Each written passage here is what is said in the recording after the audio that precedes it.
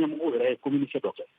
k'a fɔ ko audit y'a yira k'a fɔ bariki kan ka wari dɔ sara u ye jamana ye o wari in bɛ t'i jɔ fo miliyari 500 francs CFA la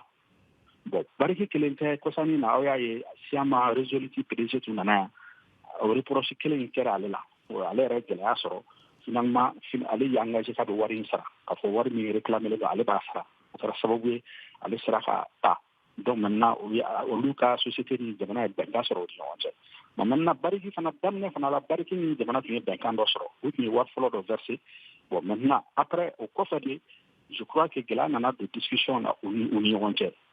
peut-être an t'a dɔn min tɛ n'u ni ɲɔgɔn cɛ mais an y'a faamu k'a fɔ gɛlɛya dɔ nana u ni ɲɔgɔn cɛ parce que bariki ye communiqué kɛ k'ale wari dɔ sara jamana ye pour que k'ale a ka ŋaniya sara mais jamana ko wari in ka dɔgɔn par rapport aux 500 milliards parce que 80 milliards par rapport aux 500 milliards o cɛ ka jan i b'a fɔ jɛgɛja la nin baji o cɛ ka jan kosɛbɛ moi je crois que n'aw bɛ tɛrɛmɛli kɛ au moins n'i ye tilancɛ sara a bɛ se k'a tigi